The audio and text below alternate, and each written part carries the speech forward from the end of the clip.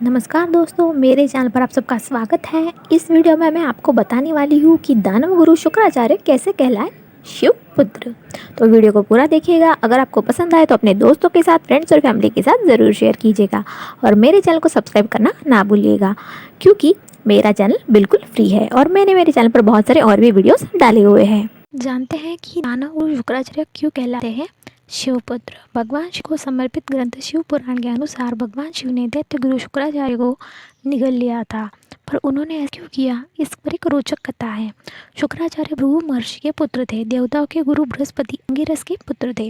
इन दोनों बालकों ने बाल्यकाल में कुछ समय तक अंगिरस के यहाँ विद्या प्राप्त की। आचार्य अंगिरस ने विद्या सिखाने में शुक्र के प्रति विशेष रुचि नहीं दिखाई। असंतुष्ट होकर शुक्र ने अंगिरस का आश्रम छोड़ दिया। गौतम ऋषि के यहाँ जाकर विद्यादान प्राप्त करने की प्रार्थना की। गौतम मुनि ने शुक्र को समझाया, बेटे, इस समस्त जगत के गुरु केवल ईश्वर ही है, इसलिए तुम उनकी आराधना करो, तुम्हें समस्त प्रकार की विद्या गुण स्वतः प्राप्त होंगे। गौतम मुनि की सलाह पर शुक्र ने गौतमी के तट पर पहुंचकर शिवजी का ध्यान किया। शिवजी ने प्रत्यक्ष होकर शुक्र को मृत संजीवनी विद्या का उपदेश किया। शुक्र ने मृत संजीवनी विद्या के बल पर समस्त राक्षसों को जीवित करना आरंभ कर दिया। परिणाम स्वरूप दानव अहंकार के वशीभूत हो गए और देवता को यातना देने लगे, क्योंकि देवता और दानवों में सहज ही जाति व्यय था। फलतः देवता और दानवों में निरंतर युद्ध होने लगा। मृत संजीवनी विद्या के कारण दानवों की संख्या बढ़ती ही चली गई। देवता असहाय होते गए। वे युद्ध में दानवों से पराजित होते रहे। देवता हताश हो गए। कोई उपाय न करने पर वो शिवजी शरण में गए।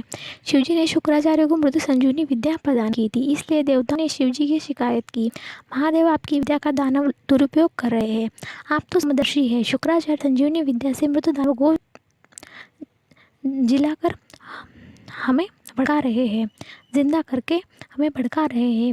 यही हालत रही तो हम कहीं के नहीं रहेंगे। कृपया आप हमारा उद्धार कीजिए। शुक्राचार्य द्वारा मृत संजीवनी विद्या का इस प्रकार अनुचित कार्य में उपयोग करना शिवजी को अच्छा नहीं लगा। शिवजी जो है वो क्रोध में आ गए। शुक्राचार्य को पकड़कर निगल लिया। महादेव द्वारा शुक्राचार्य को निगलने के बाद राक्षसों की सेना कमजोर हो गई, अतः देवताओं की विजय हुई। इधर भगवान शिव के पेट में शुक्राचार्य बाहर आने का रास्ता खोजने लगे। शुक्राचार्य को महादेव के पेट में सातों लोग, ब्रह्मा, नारायण, इंद्र आदि पूरी सृष्टि के दर्शन हुए। इस तरह शुक्राचार्य 100 सालों तक महादेव के पेट में ही रहे। अंत में जब शुक्राचार्य बाहर नहीं निकल सके तो वो शिवजी के पेट में ही मंत्र जाप करने लगे।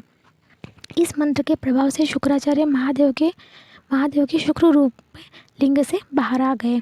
तब उन्होंने शिवजी को प्रणाम किया। शुक्राचार्य को लिंग मार्ग से बाहर निकलता देख भगवान शिव ने उन्हें कहा कि चूंकि तुम मेरे लिंग से बाहर आए हो, तो शुक्र की तरह निकले हो, इसलिए अब तुम मेरे पुत्र कहलाओगे। महादेव की मुख से ऐसी बात सुनकर शुक्राचार्य ने उनकी स्तुति की।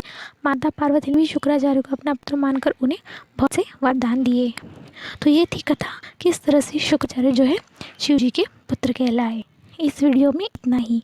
वीडियो देखने के लिए धन्यवाद।